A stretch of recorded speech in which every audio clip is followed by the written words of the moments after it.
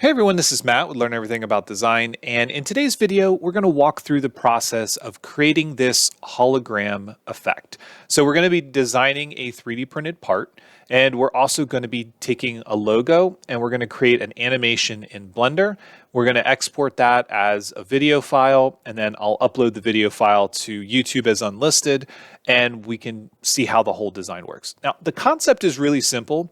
All we really need is a bright screen. In this case, I'm going to be using a cell phone. It could be a display and paired to a microcontroller. So you could use something like the M5 stack or an Arduino or Raspberry Pi based system with a display. Any of that will work as long as you've got some display that you can display an image or an animation.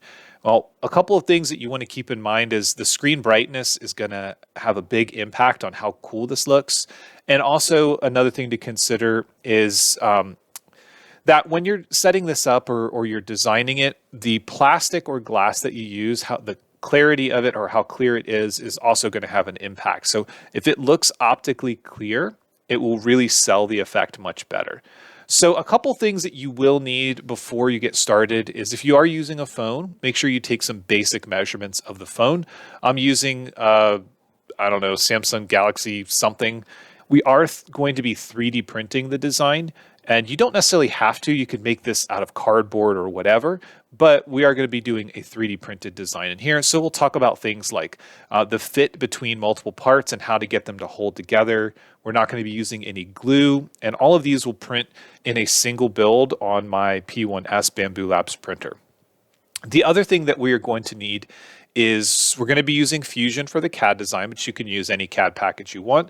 And we're going to be using Blender for the animation. Now, Blender is free. You can go to blender.org and download it. If you haven't seen our older series, we have a Getting Started with Blender Slowly series, and you can follow along with that. We talk about how to use Blender, but we'll walk through every step of the process in this video to set up a basic rendered animation. So you won't need to have any pre-knowledge of Blender, but you should install it if you want to follow along. So at the end of this, what we're going to do is I will provide a link to the video or the animation that I'm using. It'll be an unlisted link on the YouTube channel that you can just play if you want to do that. If you are going to be using your own, then you will have to have a way to get it to your phone or your device so you can play it.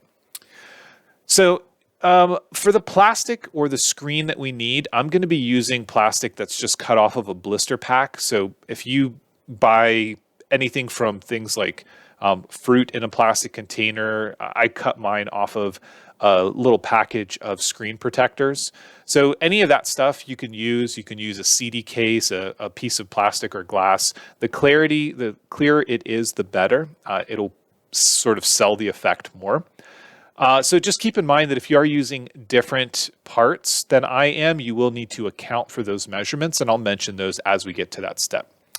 For the logo, I'm going to provide this logo file, which is just a Fusion file of the lead logo. You can obviously design your own. I'll talk a little bit about nuances for things like multiple bodies in a single export, the differences between things like STL and OBJ when we're going from Fusion into Blender. And we'll walk through the process in Blender for setting up a basic animation. So we'll talk about things like keyframing and materials and some modifiers, because we're going to use things like a bevel modifier instead of adding all the features here directly in Fusion. We could go ahead and add more features like chamfers or fillets on the corners, but it is important to understand some basics about Blender, especially if you are going to be using it for renders or animations. Now, we have done videos in Blender in the past. We have a series on getting started in Blender slowly. There are tons of videos out there on Blender with all kinds of channels. Peter at Take Refuge 3D has several. We've done some collab videos, and there are plenty of other YouTube authors out there with videos that you can follow along if you're trying to learn to model or do anything in Blender. Our series does have a video on rendering, so there is more there as well. So before we dive into this design, I do have a little bit of housekeeping I do want to mention. I get a lot of emails and some comments asking about things like donations and supporting the channel. And it's not something that I really talk about in the videos. We do have a merch store. I'll leave a link there. Obviously, they pop up on the videos sometimes. We do sell courses on learneverythingaboutdesign.com. We did recently set up a Patreon account as well. It's something I don't generally like to do, but I get enough requests for it that I figured I'd put it in. I don't have that stuff turned on for YouTube just simply because YouTube takes 30% right off the top for things like donations and stuff, and I just don't like that model. So I tend to kind of keep that out of the focus, but I do get a lot of requests for that on how they can support the channel. So I'll leave a link to things like the merch store and learneverythingaboutdesign.com in the description of this video, as well as the information about the Patreon. So if you are one of those people that was reaching out and looking for ways to support the channel, then all that information is down there for you. All right, so let's go ahead and get started on this design. The first thing that we need to do is take some basic measurements. I'm going to be using the metric system. It's just easier, honestly. So I'm going to be doing that by taking some basic measurements of a phone. So my phone is honestly Samsung Galaxy something, I don't even know, 23. And I'm going to be using an outside size of 90 millimeters by 170. Now, if for your design, if you don't have this recess here, you don't need to worry as much about the size. But if you want it to sort of fit in and be hidden a little bit more, then you can go ahead and make sure that you have some basic measurements from your phone. The other thing that we need to understand is the size of the plastic that we're going to be using. Generally, what you want to do, and I'll do a basic sketch here so we can understand this. And you don't have to follow along with this part, but I'm going to go ahead and just make a basic sketch. So if we say 90 by 170 for the basic size of the phone, and then I look at this from the right-hand side, and I do a line at 45 degrees. So I'll just do a horizontal line here, and we'll do a dimension here at 45 degrees. So basically what we want to know is how big we need to make this angled piece, our plastic piece, in order to project the full image from the phone. Now, obviously the phone screen is a little bit smaller than the overall size, but this is kind of where we get these rough numbers from. It doesn't have to be perfect. Again, we're gonna take care of the animation, and you can scale it up or down or however you want to, but this is kind of where we get the rough numbers from. So understanding, for example, if we do actually, I'm just gonna project this for this example. Again, you don't have to follow along just yet, but if we snap that there and we make these 2 points vertical, then you can kind of see the overall size of this edge here. It's 125 millimeters roughly. So the biggest that we could theoretically make that is probably about 100 millimeters to 120 millimeters. And anything bigger than that is just going to make the overall device much taller. Anything smaller than that, we might not be able to get the entire image on the screen. So we're going to kind of fit into that range somewhere. For my purposes and for what we're doing here, I'm gonna kind of decide the size based on the plastic I have available. So what I have is something that's about 90 millimeters wide, and that's going to be driving or dictating the size. So again, if you have limited stuff around, if you've just got a blister pack off of a package and you're trying to make it as big as possible, go with that. If you're trying to completely encompass the screen of your phone, then you want to make sure that you take some measurements and you see how big you can make the thing. So what we're going to do from here, now that we know the basic size that we're going to be making, is I'm going to start on a right-hand view. I'm going to base everything off of the bottom here, and I'm going to start with a line, and I'm going to snap that to the midpoint. So I always like to work from the origin whenever possible, and it just makes sense to try to use symmetry if you have it. The next thing that I want to do is I'm going to start a line. I'm going to just come from this edge, and I'm going to come up, say OK, and then D for my dimension tool, and we'll just set this at 45 degrees. Now, remember I said that the plastic I have available is about 90 millimeters wide. That's the number I'm going to use. So again, D for the dimension. I'm going to right click and make this an aligned dimension, which means that I can move the cursor wherever I want and it's not going to go horizontal or vertical. And I'll make it 90 millimeters. The other thing I want to do to make sure my design is centered, again, not really required, but it does help when you try to work with symmetry. So I'm going to find that midpoint. I'm going to draw a vertical line straight down, hit escape, and then we'll turn this into a construction line. And then this point will move over until it snaps. This bottom line, again, is just reference. We'll make it construction as well. But again, the reason for doing this is because I want everything to be centered about the origin. It really helps when you try to mirror features if you can use that origin to your advantage. So now we know the bottom of this edge is going to be right there at the sort of ground plane at the x-axis. And it is symmetric. It's centered about the origin because we use the midpoint of this line. The next thing I need to do is I'm going to create the slot or the size that is going to account for the plastic. Now remember, I'm just taking some plastic off of a blister pack. The thickness is going to be just under 1 millimeter. Making the slot 1 millimeter wide gives me basically enough room to get it in, and it's also tight enough that it holds the plastic. If you're using something else, this is where you want to make sure that you take measurements. So we're going to take this line, we're going to offset it this direction, minus 1 millimeter, and then you'll notice the endpoints are underdefined. But if we take a line and we connect them, it will fully define those edges for us. Why those are underdefined, I don't know. Sometimes you would think you would want them defined, but now they come in underdefined. That's okay. Okay, so now that we've got the slot, this is where our plastic goes, this kind of dictates the rest of the size of everything else. Depending on how you like to design, sometimes when I'm working on designs like this, I like to start by making the physical pieces or the objects. So I might actually model a basic cell phone. I've done that for things like cell phone stands or the speakers. I might model the plastic screen. I'm going to skip that here because the video is already going to be long enough for us. But basically what we want to do is start to create this geometry. The next thing that we want to do is we need to encompass this completely so that this is a slot, a negative area, and it's not going to be a positive area. So I'm going to start with a 2-point rectangle and just kind of draw a box around it. And this is going to help us understand the overall size. So you can start to drag it in. Remember that we are going to be driven a little bit by the size of the phone. So again, if the phone is 90 millimeters wide or 80 or 100, then you want to keep those dimensions in mind. So what we're going to do is I'm going to start by giving this a width dimension. So this piece here, I'm going to make 85 millimeters. And again, I want everything to be centered. Now, the bottom itself isn't going to be snapped to this point here, but I do want it to be centered left and right. So the way to do that, again, is to do a reference line. If you don't want to add a bunch of extra construction lines, you can also add a point. Sometimes I do this where I'll add a point at that midpoint, and then we can use vertical and make it vertical with the origin. So that'll make sure that it's centered left and right. So we made sure that the slot was centered left and right. Now we've got this rectangle centered left and right.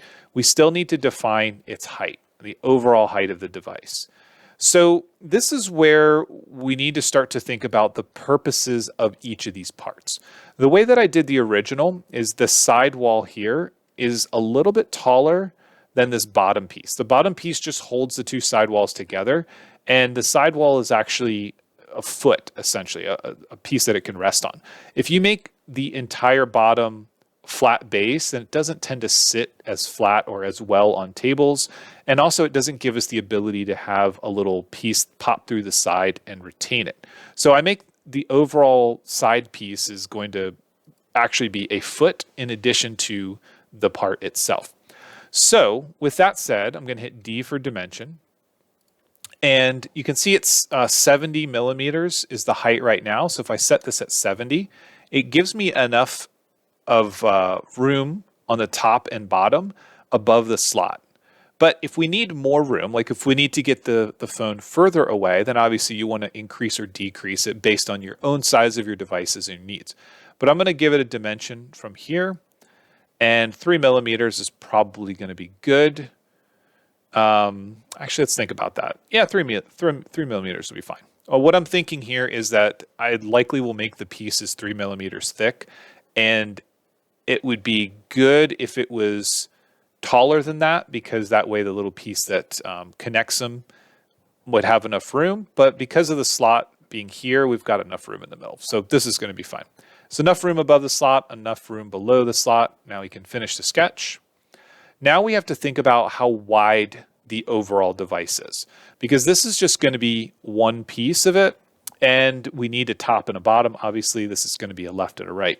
So how wide the device is going to be based again on the plastic that you have and the size of your phone or device or screen that you're making.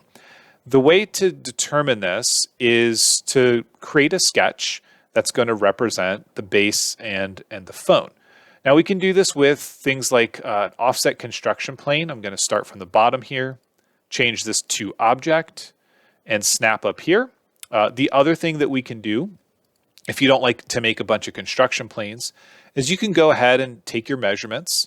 We can extrude this out, let's say 3 millimeters, and we can change the starting position from a profile plane to be offset. So the offset distance, in our case, if we're going to make the overall thing is going to be 150 to 170 millimeters. So what we can do is, if we know the whole thing is 150, divide it by 2 directly here in the dimension box, and then that puts it all the way on one side. It's generally a good idea to finish detailing the parts out before you mirror it, but if you need it for visualization purposes, you can always start by mirroring this to the other side to just help you get a good idea on where things are in space. This gives you now a flat plane that you can start a sketch on. It also gives you the ability to just better visualize where things are. All right, so with that in place, let's go ahead and start a sketch on the top. Create a sketch. I don't really need that profile, so I'm going to select it and make it construction, so that way it doesn't accidentally get selected. Then we're going to use a rectangle. Because everything's centered at the origin, we can center this rectangle here. And again, for the phone sizes, you need to think about not only the size of your phone, but giving a little bit of extra room, because we're going to make a recess and have the, a thin wall. So I'm going to make mine 90 millimeters, and we're going to make it 170 long. So this is going to be the full size of the phone. The next thing that we need is the inside, or the opening for the screen. And again, because everything's centered about the origin, we can do this here. The screen size, you can generally make it fairly big, left to right. You do want to have enough room for the phone to sit, and you also need to leave enough room for there to be something to pop through to hold these pieces together. So for my design here, I'm going to make it 55 wide by 135. Now, relatively small compared to the screen, but again, the animation is going to be right in the center, so this is plenty big. You could always make it bigger, again, taking it out further, that's not a big deal. As long as there's enough material somewhere to hold the phone, it doesn't actually need to be very much. So 55 or 60 millimeters, it's probably going to be a good number. If you want to make it bigger or smaller, base it on your own device. And we're going to finish the sketch, and we'll extrude that. So E on the keyboard. And again, because we made that first profile construction, it's not in the selection. So what we're going to do is we're going to say 3 millimeters, and then make sure that this is a new body. So this is the starting point for the cell phone holder. We also need a base. Now the base is, again, not going to be all the way at the bottom, because we need to basically, these bottom edges are going to be holding the thing up. So what we want to do is we want to create a base that is slightly above the bottom. And we'll come back and we'll detail this top piece in just a minute. But the way that we can do that, again, is we can start a sketch on the bottom. So what I'm going to do is start a sketch here, create sketch. I'm going to select this edge and project it. You can do that with P on the keyboard, or select it here. And then we can make it exactly the same size if you want to. So you can just draw a new line from here to here. And we'll finish. And then when we extrude this, E on the keyboard, we're going to make it -3. We want it to go up. But also, we don't want it to start there. We want to give it an offset. Now, because we used minus for the direction of this based on the normal direction of our selected face, this is going to be a minus value as well. it doesn't, the only thing that you really need to be careful with here with offsetting it is you don't want it to obscure the path where this is going. So you can kind of see right there, it is actually blocking it a little bit. So what this tells me is I need to rethink this just slightly. So instead of doing an offset, I'm going to say profile plane, I'm going to say new body, and we can do one of two things. One is we can go back to the sketch that we used to create this, which is totally fine, but keep in mind that sketch also dictates where this sketch plane is. So if we want to do it that way, then you want to modify this extrude. You want to use the offset option, push it up -3 millimeters. We'll say okay, and then go back to the sketch that was used to create this. So back to here, and instead of doing 3 millimeters offset, what I'm going to do is delete the 70 millimeter dimension, and I'm going to dimension this upper edge from the origin, and then I hit escape, and then I'm going to increase this to say 6 millimeters. So the reason for this is because where the upper edge is, I'm totally fine with it. I want it to be there, but where the lower edge is, we want it to move down a bit. So doing it this way allows me to finish the sketch, go back to my sketches, right click and show our dimensions. And then what we can do is from this right side, we can look to make sure that the inside piece is not coming up to that section. So for example, if I make this 4 millimeters, you can see there's that slight overlap. And if I make it 5 millimeters, there's still a slight overlap. And then 6 millimeters, and it gives me plenty of room. Well, rather, it's exactly matching that edge, but it gives me enough room. So that's one thing that we can do is we can make those adjustments. Another way that we could do this is by using tools like press pull. So select this face, use press pull, and pull it down whatever distance you want. So if you want to add an additional 3 millimeters.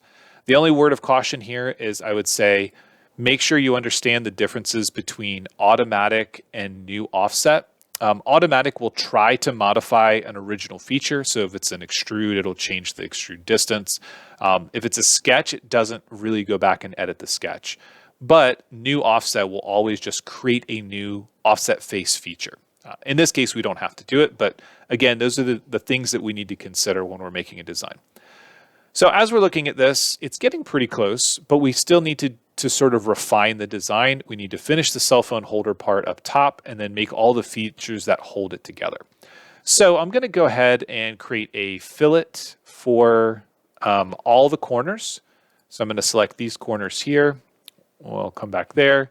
And at the same time, I'm going to use the same value for all of these corners. Now, with Fusion, we don't actually have to rotate. We can select through, and we could select through up here. It can get kind of tricky in some cases, so I find that I do tend to rotate a lot more than I need to, but just keep in mind you don't have to rotate it around. And then as I start to pull this in, just kind of look at the fillets and see what looks okay. Now, the main reason for this is I don't really want the sharp corners when I'm creating this 3D print. I like it to have the rounded corners to go around, and it doesn't have as much of an impact on, or it doesn't like jolt when it has to change directions. We will still have some sharp corners, but on these outside edges, it makes for a smoother print.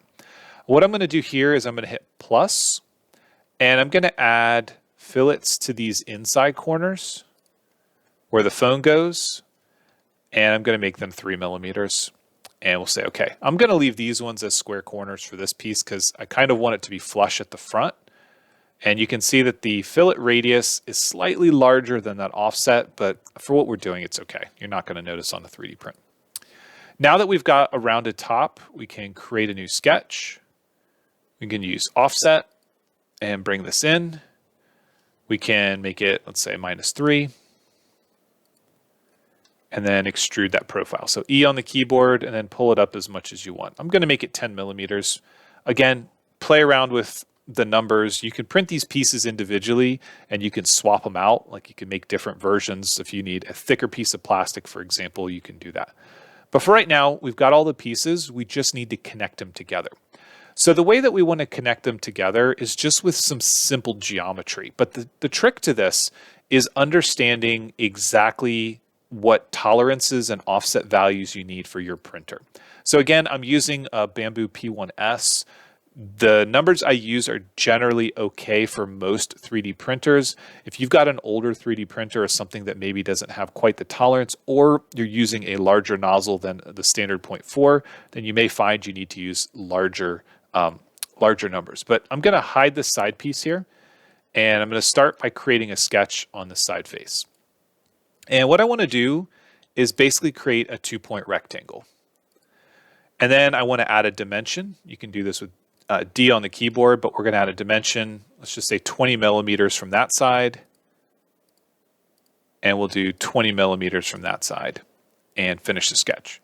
Now for this bottom piece, this basically this profile here, we're going to hit E to extrude. Remember, the wall of our part is 3 millimeters, but this piece can be as long as we want it to be. 3 millimeters would be fine, but I'm going to make this one 5, join it together and say okay. Then, just for good measure, I want to bring the other body back. This one we're going to end up mirroring, so I'm not too worried about it, but bring the other body back. We can use combine. So we want to have this be our target body. We're going to cut this tool body, and we're going to select the option to keep tools. Now what this will allow us to do is create a hole in the side. So if we hide this body, we've created a hole in the side that exactly matches the geometry we just created.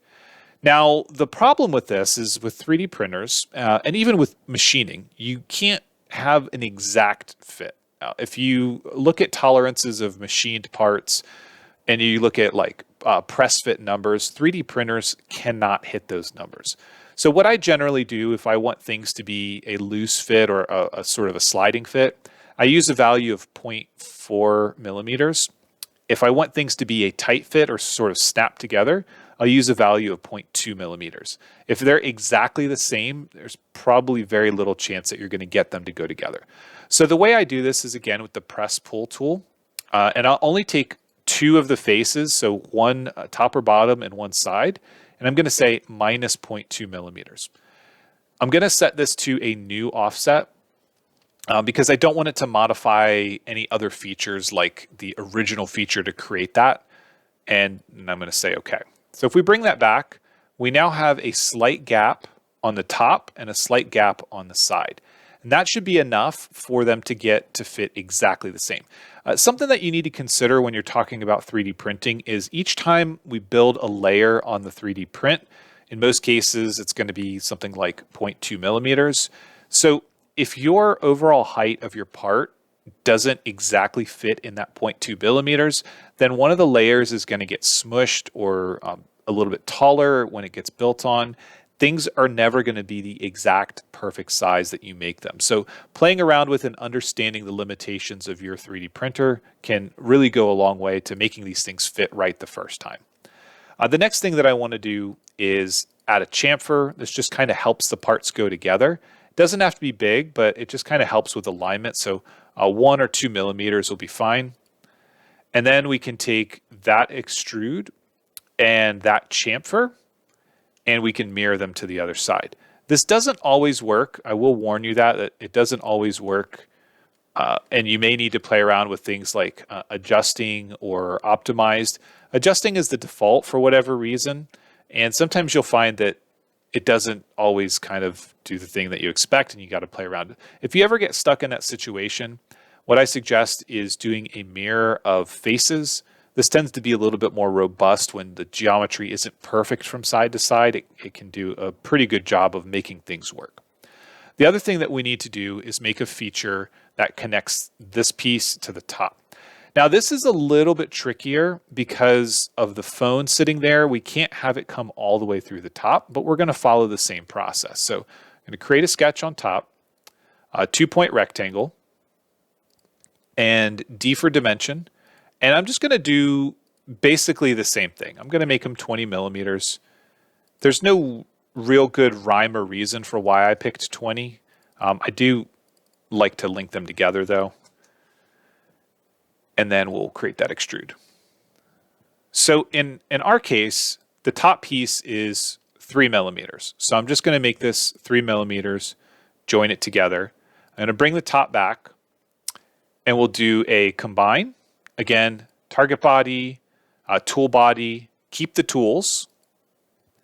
And then another tip for you, if you click on a body and hit V, that's the view shortcut so you can hide and show things.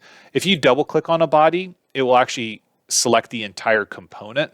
And in our case, the entire component is the entire design. So that won't work in our case. But if you just click once on a body and hit V, it's a quick way to hide it. But we're going to do the same thing here. So select the two faces, press pull, new offset minus 0.2, say OK. Then now we have to mirror this to the other side. This is going to be a bit tricky because this was a combine feature and not an extrude feature. So the way that I would do this is go to mirror, set it to mirror faces, select all the faces that I want to mirror, rotate it around, and then we'll mirror it across that midplane, and it'll do a pretty good job of cutting it. If for whatever reason, if that doesn't work for you, then you can always just duplicate the body or mirror the body and then deal with it this way. All right, now the last thing we're going to do is just add some very small chamfers to the end of this. Keep in mind, again, you still have to 3D print this. So if you wanted to make sure that these corners stayed smooth, then what you could do is make an arc cut down and then round it over so that the 3D printer had more of a smooth path here. For this part of the design, I'm not going to worry about it, but that's something that you could do. So now this original body doesn't have all of the features to combine everything together. So all I'm going to do is copy or mirror this. So the first one, we'll right click and remove. The second one here, you can duplicate it and put it on the other side because it doesn't really matter as long as the angles go in the same direction. Or if you want to, you can just mirror it. So if I select it and this time mirror the body, everything should be the same because again, we're setting them up to be a flat part. So there's not really a unique feature left to right. But now we've got everything that we need to 3D print. When we're talking about 3D print, actually, you know what? I haven't saved it. Let's go ahead and save this. All right, so lead hologram base. So now that we have everything ready to 3D print, you need to decide how you want to get it to your print slicer. Now I'm using the default bamboo slicer. So generally what I do is I right click and I save as a mesh. One thing that I will say in other videos I've done where I've flattened these out and I've sort of arranged them on my own. I had a few comments talking about just separate them as parts in the slicer and allow it to arrange there. And honestly, with the bamboo slicer, that is so much easier. If you're using something different, I can't really comment on it. But for the bamboo slicer, generally what we'll do is right click, save as mesh. I'm going to send it to print utility. Say OK. All right, so once it's in the slicer, it is treated as a single object. So what we need to do is we need to separate it. So we've got options here to split to objects. And then we're going to arrange all the objects. So we'll say arrange, but you'll notice this one's still kind of, these are sitting upright. They're not flat on the plate. So if this happens, you can always go and select one of them, use this option to lay flat on face, and then pick the face you want. We'll do the same thing here. And then we'll arrange everything again and see if we can get it to fit. So it does go pretty close to the extents of the build plate because of these little tabs. If you rotate this one the other way, it's still kind of, it's a tight fit. But it does fit on the P1S. If you've got a bigger printer, it should fit no problem. And then you obviously pick your basic filament, pick what you want. I'm using a PLA Basic on here, using all the standard settings, honestly. In most cases, I only come in here and I tweak things like the supports if I need them.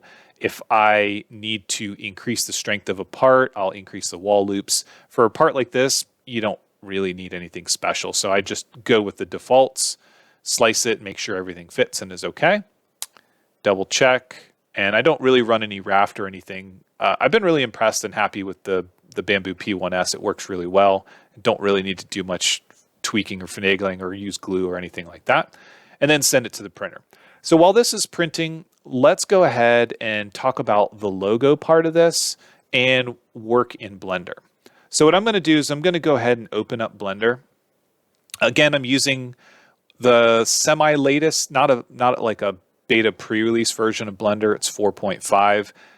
Any older version of Blender should be fine as well. I mean, probably any version of Blender. You may have a little bit different location for certain buttons or features, but the UI has been pretty consistent for quite a while. So make sure that you have Blender installed if you want to use it and follow along. For the logo part of this, as I mentioned, I'm just going to provide the link to this lead logo. If you want to build your own, there are a couple of nuances or things that we should think about, and that's going to be how you organize them, bodies versus components, how you decide to export those meshes, and then also if you're trying to bring things like appearances so that it's easy to change those appearances later. And the reason I say that is because if we're exporting a mesh, an STL is triangles only, and it doesn't bring any material or graphics data. If you're trying to use another format, so if we go to export, for example, we've got FBX and we've got an OBJ. Both of those file types will be able to bring the colors. It's not going to be like all the appearance data or materials data, like if you've got special bump maps or anything like that, but it will come in with the different colors. So that's something that can help you, especially if you've got tons of different bodies that you need to deal with. So with this logo, you can either right click and select Save as Mesh. You can say Export, pick the file type you want. STL or OBJ are the options in here. 3MF isn't going to really do you any good in Blender. If you want to use the FBX format, you certainly can by going to the File Export menu. All of those should be exported locally now. Fusion used to do a cloud conversion on some of those. I think they're all done locally, no matter if you do Save as Mesh here or if you go through the export menu. One thing to note, if you go through the export menu, you don't have much control over the refinement. So you can see here that by default, it's medium refinement. If you want something different than that, then you will want to do a Save as Mesh here. So what I'm going to do is I'm going to create a folder for this stuff. We're going to say OK. And I am going to pick a folder where I want to put it. All right, so I just made a folder on my local machine. So this is lead logo V1. This is going to be the STL. And then we're going to repeat the process again. So we'll just do Save as Mesh. This time I'm going to export it as an OBJ. So it's going to use the same basic settings. One thing I've noticed is that when we bring these into Blender, the scale is going to be very different. So first thing we want to do is we're going to hit A on the keyboard and delete everything. So by default, there's a cube, a camera, and a point light in Blender. We don't really need any of that. We'll set up our own. So then we're going to go to File and Import. So if we import an STL, first we need to go to the location. So I'm going to go ahead and navigate to it. I have it in here as video exports. So we've got our STL file. You notice here that it's got the scale set to 1. All of the settings in my Blender are default. I haven't customized anything, so you'll be looking at the same thing. But luckily, the scale doesn't really matter because we're not trying to make something or export something. So you can see here, it brings in the lead logo. Now, if I go to File, Import, and we select the OBJ, again, I'm going to go to the same location, Video Exports, and you'll notice that there is this MTL, this material file that goes with it. If I just select the OBJ and import it, and if I hide the first one, you can see that it brought it in and it's got the red with it. So it does make a difference if you are bringing in OBJ or an FBX versus an STL. The mesh themselves will be fairly similar. There are some nuance differences I'll talk about in just a second, but if you are trying to bring the color with it, that is a big distinction. So some basic keys that we need to understand in Blender is things like rotate and scale. Those are going to be important. We don't really need to scale this one, but rotate is going to help. So those are just going to be R on the keyboard is rotate, and then we can pick the axis that we want, X, Y, or Z. or we can just free rotate. Now, if you look on the screen, we've got a red axis and a green axis. That's X and Y, just like it is in Fusion. Also in the upper right-hand corner, you can see X, Y, Z. So what we're going to do is hit X on the keyboard. This is going to lock the rotation just in X. And then we can manually enter 90 degrees and hit enter. Notice that it's upside down because it rotated the wrong direction. We do also have a rotate dialog down here. We can change this angle. So you can see I can hold down my left mouse button and then manually drag it. Or we can manually enter a value, 270, for example, and then we'll just left click, and now we've accepted it. The other thing that I want to do is I'm going to move this above the plane. So I'm going to click on the Y up here. I'm going to select it. And to move, that's the G key. You can also use the buttons over here. So notice here it says move selected. We can click there. We can hold down on the Z and pull this up. And then we can left click to accept that. And then I'm just going to rotate out and use my middle mouse wheel to move things around. If you need to pan, you can hold down the shift key and the middle mouse wheel, and that'll let you pan. Okay, so a couple other things that we need to do before we get too deep into this is we need to understand that these are all single, it's all combined into a single object body. And what I mean by that, and actually while we're here, I'm gonna delete the STL logo. Just so we don't have an extra one in here, just hit delete on the keyboard up there. But one thing we need to understand is if we need to do anything independently to these mesh bodies, then we need to break them out or break them apart. Now, before I do that, I'm going to apply what's called a modifier, because if I apply a modifier now and I break each of these into their individual mesh bodies, it will keep that modifier on all of them and it'll save you a ton of time. So with it selected, on the right-hand side, we're going to go to this wrench icon called modifiers. Click on it. We're going to add a modifier. Under generate, a modifier called bevel. Now, bevel is going to be able to round off the corners. And if I zoom in a little bit, we might be able to see it. So basically, this bevel amount is going to break the sharp corner, and the number of segments we add is basically going to dictate how smooth that transition is. We can change things like the angle and the size. It can only do so much right now because of the resolution of the mesh. But for our purposes, for our animation, it's fine. We don't need to dive super deep into modifying these mesh bodies to make them perfect for rendering, because it's going to be a tiny rotating logo on a small display on your desk. So if you're trying to do like a full screen higher resolution, then the mesh is really going to matter. But for what we're doing, it's going to be negligible.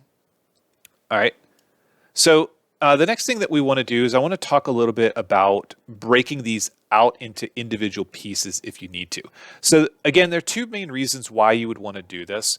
One is if you want to modify them individually, or make them, two is if you want to make them move individually. So right now, the entire logo is going to move as one body.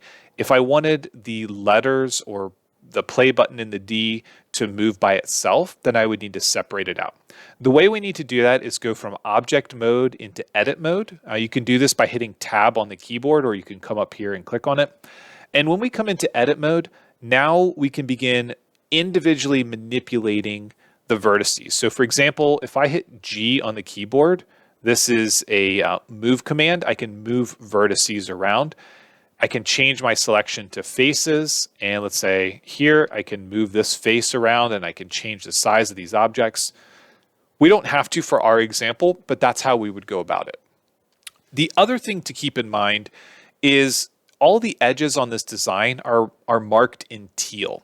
Now, the reason for that is because the OBJ export will include, or it will automatically mark the seams as sharps. Now, this does have an impact on certain features. So when we're doing things like beveling the edges, for example, or when you're working with the mesh, having them as sharps is going to have a slightly different impact. What we can do is we can select everything. Actually, I'm going to go to edge selection. We can select the entire object. And under here, you'll notice under edge, there's mark sharp and clear sharp. So if I clear sharp, it will get rid of all of those sharp edges. You'll notice that it only did them on the front.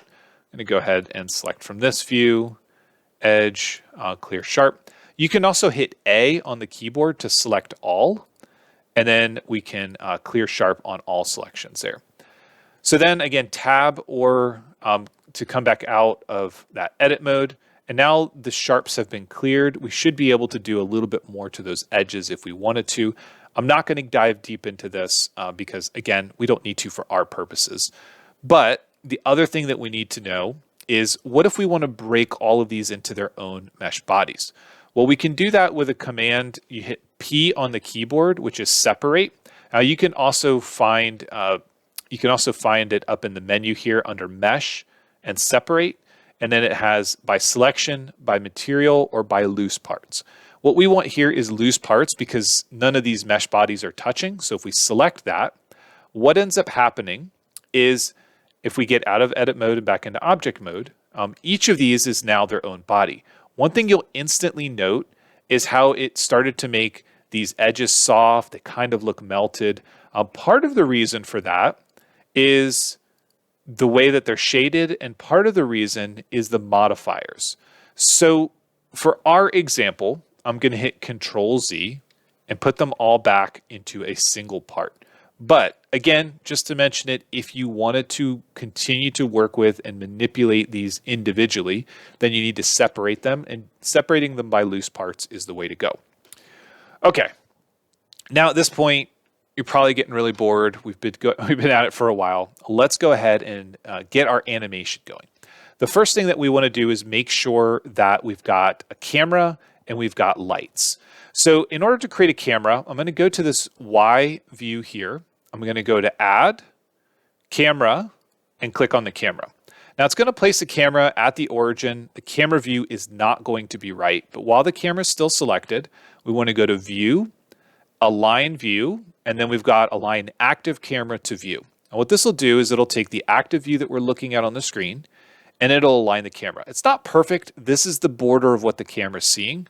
And if we hit 0 on the keyboard, what we're doing is we're toggling from our view to our camera view. With the camera selected, you can either select it up here or make sure it's still selected. You can use Move or G on the keyboard, and you can move the camera view while you're in sort of this navigation view. And it takes a little bit of time. You don't want to move it too fast, but this is one way to do it. Another way to do it is by just taking a look at the camera itself and making those changes. What I find a bit easier is to set the active camera to your view and then go to your camera properties and manipulate it. So for example, we can change the focal length if we want it to be a little bit further out. We can modify properties like depth of field. Again, for the tiny animation that's going to be projected onto this little display, it's overkill for what we're doing. But this is where we would come in and make some modifications. You may find that you need to play around with the clipping if you feel like when it's starting to rotate, when we create our animation, when it rotates, if it's kind of obscuring some of it. We might need to play with the clipping. We don't really know just yet. Now, up at the very top right, we've got options for viewport shading for a material view, and this last one here is called rendered view. Now, when we click on rendered, everything goes dark. And that's because we don't have any lights in our scene yet. So this is the next critical thing, is we want to figure out where these lights need to go and how we want this to look.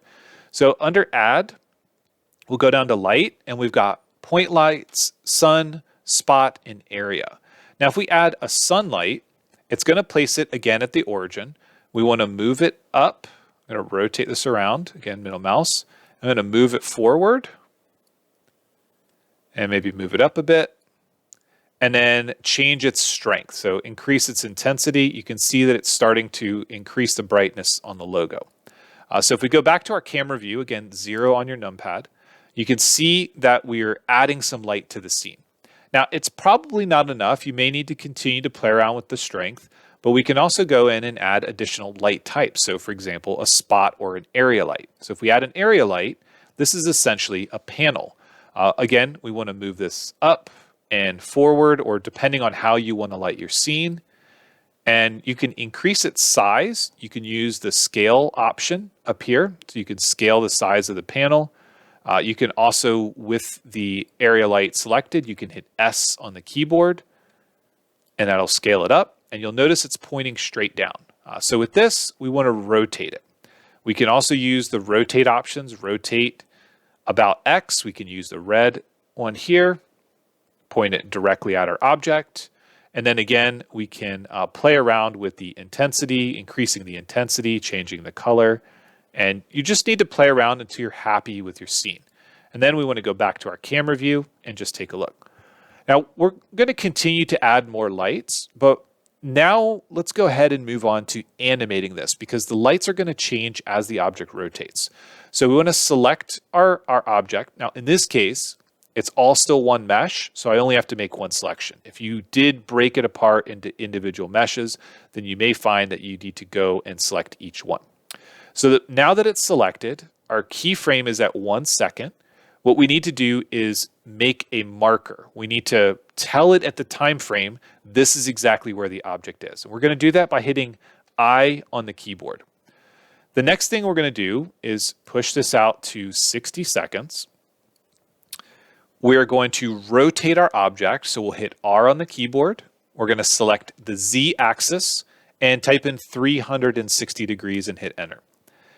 Before we do anything else, we'll hit I on the keyboard to make another mark there. So now as we move through the timeline, you'll notice that everything is rotating. Even though it didn't move on the screen, it's rotating 360 degrees. We can also go to the bottom right here and change the end of our timeline to 60 seconds, and we can hit play. So now it's going to rotate the logo for us. So it looks like we need a bit more light in the scene, but overall it looks pretty good. So now let's work on the lighting a bit more. All right, so the first thing I want to do is I want to make sure that the world, so we'll click on the world, and the color is completely black. So that's going to be important. Next, I want to turn off the grid. So from this little option, this drop down for the view overlays, we're going to turn off the floor so we're not seeing it. I'm going to leave the X and Y axes there. And then I want to play around with the sunlight. I'm going to move it a little bit further away and up. So move, up and back. Notice that it's got a point here. This is the direction it's facing. So we want to rotate that so it's pointing at our logo. Now that it's pointing directly at it, it's way too bright. So we'll go to our light properties and we'll start to decrease the strength a bit. And then with our area light, it's pointing there. We may want to drop that a bit because really what we want is the highlights. So now I'm going to hit 0 to go back to that view and I'm going to play through my animation. All right, so now we've got everything moving. If you want to, you can also go in and begin to change the colors. Now, if we want to change the colors, we are absolutely going to have to break this into individual pieces. It's going to make your life a whole lot easier. But for our purposes, for our video, I don't think I want to dive too deep into those materials. If you do want to change it, it comes down to selecting your object, and then we want to create a new material. So right now you can see we've got this red color. If we want it to pop a bit more and be a bit brighter, you can see that we can pull it down and make the red a bit brighter. The gray is this powder coat rough. What I'm going to do is make this a bit more, a little bit darker here, and then just make those slight tweaks to this. But I'm not going to get into custom surfaces or materials and things like that. Again, for this tiny little animation, it's not really going to make much of a difference. So now we've got our logo, we've got it positioned, we've got an animation. Now we need to know how to render it and export it. Now there are render options here. So number of samples, you can see here for the viewport and the render. And there's all kinds of settings in here for things like depth of field and ray tracing. We're not going to touch any of them. So we're going to leave all this stuff alone. But keep in mind that this can have a big effect on performance of your system for number of samples, also turning things on like ray tracing and shadows and so on. It can really bog down your system, especially if you're doing a big render. For us, not going to really matter. We don't have a lot going on. On the output side of things, what we want to do here is first we want to dictate the output folder. So I need to go to a location where I have a folder. This is going to be in my logos, and this is going to be my video exports. Actually go up. This is going to be video render. So that's where I want to save this. Next, I need to dictate the file format. So I'm going to change this to FFmpeg video. And next, we want to go into encoding. Now, I have to thank Peter at Take Refuge 3D for this. I kept missing this setting on the encoding. By default, it's this option. We want to change it to MPEG-4. And then the video codec, we're going to use the H.264. Again, you can play around with more settings. These are the absolute basics in order to get this animation out. So now that we've got all that set, it's going to be 1920 by 1080. We're going to go up to our render option and select render animation. It's going to render the animation on the screen for us. As it goes through, it's building out this MPEG video for us. It's saving it to my folder location. Once it's done, I'm going to go ahead and open that up. So we'll go into Blender, CAD logo, video render, and we'll open this up. Let's go ahead and bring it over. So there it is, spinning around. And again, bare bones, basic, but for our hologram, this is going to work perfectly. So now that we have a video, all we need to do is upload it to, in this case, YouTube as an unlisted video, and then we can play it on our device. So I'm going to go ahead and get this uploaded. We are going to put the 3D print together, and then we'll go ahead and see it all finished. All right, so in the description of the video, you've got a link to the unlisted video here on YouTube for this rendered logo animation. Obviously, you can use any. Again, the big point is a black background, high contrast really helps, and a screen that has good brightness. So with this logo playing, let's go ahead and put the 3D print together. So it assembles really easily. I find that it's helpful to put it all together and then put the plastic screen in at the end, but it's a good idea to double check that all your pieces fit. This shouldn't need any glue. That 0.2 millimeters should be enough of a gap that everything should just fit together.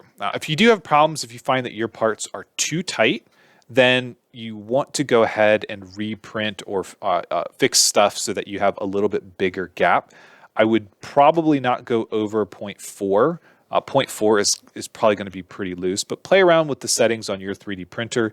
You will find that it does change based on those settings. It does also change based on material. I'm using a PLA material. If you're using something else, you'll notice that the tolerance values will likely have to be slightly different. But once we have it assembled, I'm just going to go to the YouTube link on my phone. That way I can play the animation, and then we can see it spinning around. So all said and done, I know this video is about an hour long. It definitely didn't take me that long to do this. I would say the original design was probably 5 or 10 minutes, printed in under 2 hours. And then the rendered logo probably took the longest amount of time in terms of my effort, just because I'm not in Blender every day. But hopefully at the end of this, you now have an understanding on how to make all the parts for this, whether it's the 3D printed pieces to go together, the rendered animation, and putting it all together. Now, if you like this type of video, please let me know. If you want to see more of these little projects that are not car related, they're not incredibly difficult, but they are somewhat time consuming to explain. Please let me know that as well. Always happy to do these fun little projects and have something to show at the very end. So with all that said, thanks for watching, and we'll see you in the next one.